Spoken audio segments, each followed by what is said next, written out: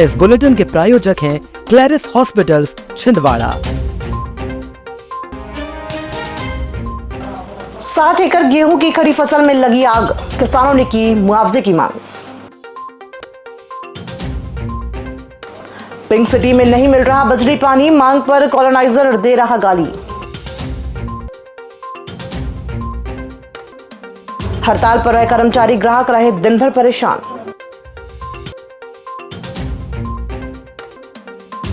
महिला बाल विकास एवं स्वास्थ्य विभाग के कार्यों की गई समीक्षा। और नरवाई प्रबंधन पर कार्यशाला का आयोजन। नमस्कार, आप देख रहे हैं छिंदवाड़ा लाइव और मैं हूं आपके साथ कंचन। आइए अब बढ़ते हैं खबरों की ओर। अमरवाड़ा विकासखंड के अंतर्गत ग्राम बिलहरा और उमरिया में देर शाम आगजनी की खबर सामने आई है। बताया जा रहा है कि इन गांवों में लगभग 60 एकड़ खेत में लगी गेहूं की फसल जलकर खाक हो गई है, जबकि संबंधित किसानों के नोजल और पाइप भी आगजनी की घटना में जल गए हैं। आग दोपहर से लगना शुरू हुई थी, जो देर शाम तक लगभग 60 एकड़ में फैल गई। जानकारी के मुताबिक लिंगपानी पंचायत के उमरिया गांव में इस आगजनी की घटना से लगभग 20 किसानों की 60 एकड़ फसल और कृषि उपकरण जलकर खाक हो गए हैं। इस मामले में अमरवाड़ा एसडीएम हिमकरण ध्रुवे ने बताया कि देर शाम आगजनी की खबर प्रशासन को मिली थी। आग पर नियंत्रण पाया जा चुका है, जबकि पटवारी को मौका मुआयना के लिए भेजा गया था। सुबह कितनी फसल का नुकसान हुआ है, इसकी रिपोर्ट तैयार कर नियमानुसार आगे की कार्यवाही की जाएगी।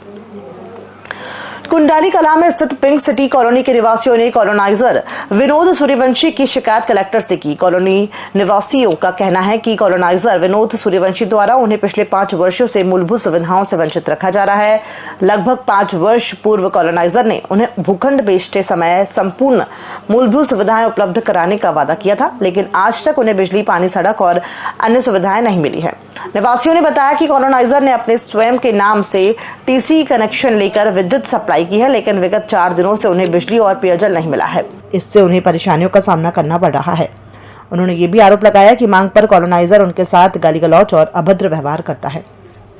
हमने 2018 में मकान लिया था, उन्हें मकान बना के हमें 2022 में कंप्लीट करके दिया, लेकिन तब से वो हर 1-2 महीने में लाइट काट देते हैं और धमकियाँ देते हैं कि आप लोग अपना बंदोबस्त खुद कीजिए। लेकिन अभी कुछ 4 दिनों से उन्होंने पानी भी नहीं मिल रहा वहाँ पे और बिजली भी नहीं है। गर्मी का मौसम है, सभी सन को, सबके यहाँ बच्चे हैं, बूढ़े हैं, लोग हैं, लेकिन सबको पानी की बहुत आवश्यकता है, जो बाहर से ला रहे हैं और अंधेरे में रह रहे हैं 4 दिनों से, जिसके कारण ना ही वो रोड बना के दे रहे हैं हमें और ना ही बिजली दे रहे हैं। और हमने बोले तो ट्रांसफार्मर लगा के देंगे और सबके घर मीटर, लेकिन जब से हम लोग कंप्लेन करते हैं तो हमें बहुत गंदी तरीके से बातें करते हैं। ना वो हमें लेडीज समझते हैं कि वो सोचना चाहिए कि उनकी छोटी बहन है या बड़ी बहन के जैसे बात करना चाहिए, लेकिन वो नहीं करते। बैंक ऑफ महाराष्ट्र के कर्मचारी स्टाफ भर्ती की मांग को लेकर 1 दिवसीय हड़ताल पर रहे, जिससे दिन भर बैंक की सेवाएं प्रभावित रही। अखिल भारतीय बैंकिंग कर्मचारी संघ के सदस्यों ने बताया कि बैंक ने 2021 में सफाई कर्मचारियों के पद समाप्त कर दिए थे, जिससे स्वच्छता और अन्य कार्यों पर असर पड़ा है। इसके अलावा बैंक की 700 शाखाओं में कोई चपरासी नियुक्त नहीं है और 318 शाखाओं में कोई क्लर्क नहीं है। कर्मचारियों का आरोप है कि अपर्याप्त स्टाफ के कारण कार्यभार बढ़ गया है, जिससे बैंकिंग सेवाओं की गुणवत्ता प्रभावित हो रही है। इस हड़ताल के अलावा United forum of bank unions ने भी 24 और 25 मार्च को 2 दिवसीय राष्ट्रव्यापी हड़ताल का आह्वान किया है। इसका मुख्य कारण बैंकों में कर्मचारियों की कमी, नियमों की अनदेखी और बैंकिंग सेवाओं की गुणवत्ता में कमी है। क्योंकि हमारे यहाँ स्टाफ की इतनी कमी हो गई है कि बिजनेस हमारा 3 गुना बढ़ गया है, लेकिन स्टाफ लगातार आधा हो गया है। हमारा क्लरिकल में आधा स्टाफ हो गया है। पीटीएस हमारे यहाँ जो है उनकी भर्ती ही बंद कर दी है। हमारी 1100-1200 ब्रांच में तो सब स्टाफ ही नहीं है। हमारी 300 से ऊपर ऐसी ब्रांचेज हैं कि जहाँ पे एक भी क्लर्क नहीं है, लेकिन काम चल रहा है। 1200-1300 ब्रांच ऐसी है जहाँ सिर्फ एक ही क्लर्क काम कर रहा है, वही कैशियर कर रहा है, वही क्लर्क का काम कर रहा है। तो स्टाफ की बहुत कमी है।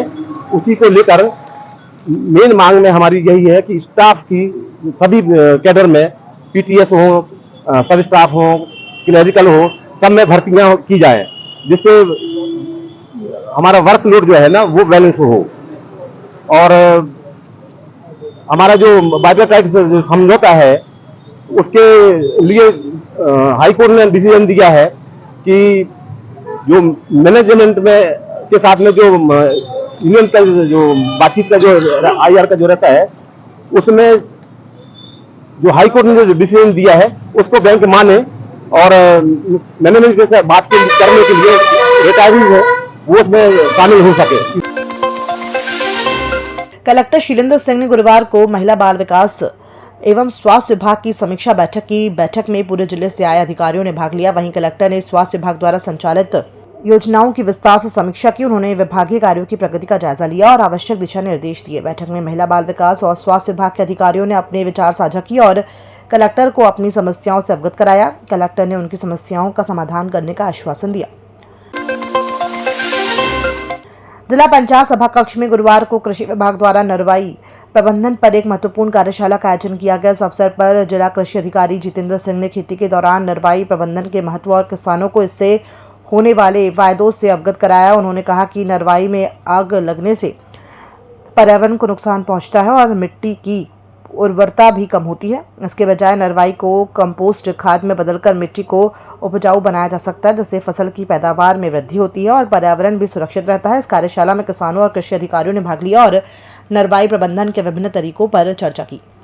एक ऐसी मशीन आ गई सर जो कि एक बार में ही आपके भुट्टा कटने के बाद जो फसल का अवशेष खड़ा है उसके ऊपर चलती है, वो टुकड़े टुकड़े होकर गिर जाता है, साथ में जुताई भी कर रही है और बोनी भी कर रही है। एक बार में ही तीनों ऑपरेशन हो रही है। किसान के लिए एक तो सबसे बड़ा बेनिफिट हुआ कि पहले समय बच गया 10 दिन का, कि पहले फसल हटा के काट के और उसमें पानी छोड़ता था, पलेवा करता था। आपकी आज कटी, आप आज चला गए। दूसरा सबसे बड़ा फायदा जो समझ में आया वो ये आया सर कि जो हमारा खर्चा लगता था एक बार कटने के बाद उसको खेत बनाते थे या जोतते थे या जो भी समझो उसको। झुग्गी झोपड़ी प्रकोष्ठ के जिलाध्यक्ष फिरोज खान के नेतृत्व में आज वार्ड नंबर 22 के रहवासियों ने बिजली, मकान टैक्स और पानी की समस्या को लेकर नगर निगम आयुक्त को ज्ञापन सौंपा। रहवासियों ने बताया कि वो कई वर्षों से रह रहे लोगों को बिजली कनेक्शन और पानी नहीं मिलने के कारण गर्मी में बहुत ही कठिनाइयों का सामना करना पड़ रहा है, जिससे छोटे बच्चे बीमार हो रहे हैं। रहवासियों ने निगम आयुक्त से जल्द बिजली कनेक्शन की मांग की है, जिससे लोगों को कठिनाइयों का सामना न करना पड़े। ज्ञापन सौंपने में मुख्य रूप से बिलाल अशफाक कुरैशी, सानू कुरैशी, इरफान मंसूरी मौजूद रहे। वार्ड नंबर 22 में पानी, बिजली और टैक्स की समस्या को लेकर आज नगर निगम आयुक्त के पास एक ज्ञापन देने जा रहे हैं। ये यहाँ 15 से 20 वर्षों तक यहाँ निवास कर रहे हैं। अभी तक इनको मूलभूत सुविधाएं नहीं मिली है। रोड, सड़क, पानी, बिजली की इनकी समस्याएं। आज हम नगर निगम आयुक्त से हमने मुलाकात करी है। नगर निगम आयुक्त से हमने स्पष्ट इनको बोला कि इनका टेस्ट निर्धारण किया जाए और इनकी समस्याओं का जो सड़क है, पानी है, बिजली की जो समस्या है, इसका निदान किया जाए, नहीं तो झुग्गी झोपड़ी प्रकोष्ठ बहुत बड़ा आंदोलन करेगा। भारत सरकार वैश्विक पर्यावरण सुविधा संयुक्त राष्ट्र विकास कार्यक्रम के तहत वन विभाग द्वारा 3 दिवसीय कार्यशाला आयोजित की गई है। कार्यशाला में एडीजी अंजन कुमार मोहंती ने कहा कि लैंड डिग्रेडेशन न्यूट्रलिटी के अंतर्राष्ट्रीय लक्ष्य को ध्यान में रखते हुए प्लान तैयार और सही तरीके से उसका इम्प्लीमेंटेशन होना चाहिए। कार्यशाला में अंजन कुमार मोहंती एडीजी और PCCF Purushottam Dhiman, GIM green India mission Bhopal field director Pench Deva Prasad, वन संरक्षक मधु विराज, वनव्रत collector Shilendra Singh, DFO Sahil Garg, LK Wasnik, Amit Nikam, सभी उपवांडल अधिकारी, सभी वन परिषद अधिकारी, यूएनडीपी से सुब्रतो पॉल, प्रोग्राम मैनेजर, गुजरात से बनी ग्रासलैंड डिवीजन, कच्छ से बीएम पटेल, डीसीएफ, महाराष्ट्र से अमोल चौहान, एससीएफ नंदुरबार मौजूद रहे। बहुत धन्यवाद करना चाहूँगा धीमन जी का और पीसीसीएफ धीमन सर जी का कि उन्होंने जो है इस कार्यशाला को, ये 3 दिवसीय कार्यशाला को ऑर्गेनाइज करने में हमें मदद की। एंड जो ये भारत सरकार द्वारा जो प्रोजेक्ट साइन किया गया है और इसमें 3 स्टेट्स हैं, महाराष्ट्र, गुजरात और मध्य प्रदेश। और हम तीनों स्टेट्स में कुछ जो है 5 जिलों में हम लोग ये प्रोजेक्ट की एक्टिविटीज़ करी जाएंगी। और प्रोजेक्ट लार्जली जो है वो लैंड डिग्रेडेशन न्यूट्रलिटी पे फोकस कर रहा है। मतलब जो भी डिग्रेडेड एरिया है एग्रीकल्चर में, फॉरेस्ट एरियाज में जो डिग्रेडेड पैचेज हैं उसके रेस्टोरेशन के ऊपर तरह तरह की एक्टिविटीज़ करी जाएंगी। ये 5 साल का प्रोजेक्ट है। सहजयोग प्रणेता परम पूज्य श्री माता जी निर्मला देवी का 102वां जन्मोत्सव गुरुवार की रात को उनकी जन्मस्थली और लिंगा स्थित शिव पर्वत पर धूमधाम से मनाया गया। रात को सांस्कृतिक नृत्यों और भजनों के बीच ठीक 12 बजे केक काटकर उनके शिष्यों ने खुशी मनाई और एक दूसरे को बधाई दी। देश दुनिया से उनके अनुयायी इस दौरान उपस्थित थे। शुक्रवार को 3 दिनी उत्सव का समापन हुआ। गुरुवार को सुबह ध्यान सत्र के साथ विशेष आयोजन हुए। म्यूजिक थेरेपी, कुंडलिनी शक्ति, युवाओं से जुड़े विषयों और मेडिकल साइंस और सहजयोग विषय पर विशेषज्ञों ने विशेष सत्र लिए। गुरुवार को मौसम अचानक बदल गया। सुबह तेज धूप के बाद हवाएं चलने के बाद दोपहर होते तक आसमान में बादल छा गए। शाम 4:30 बजे शहर में हल्की बूंदाबांदी भी हुई। तेज बारिश तो शहर में नहीं हुई, लेकिन बादल जरूरी देर तक आसमान में डेरा डाले रहे। बादल के कारण मौसम में हल्की सी ठंडक महसूस हुई, लेकिन मौसम के इस रुख से किसानों की चिंता बढ़ गई है। वे अपने अनाज को सुरक्षित रखने का वायदा करते दिखे। इस समय यदि बारिश होती है तो उनका कटा हुआ सूखा अनाज खराब होने की आशंका है। मगर इधर मंडी में भी गेहूं की आवक बढ़ गई है। ऐसे में वहां अनाज लेकर पहुंच रहे किसान भी चिंतित हैं।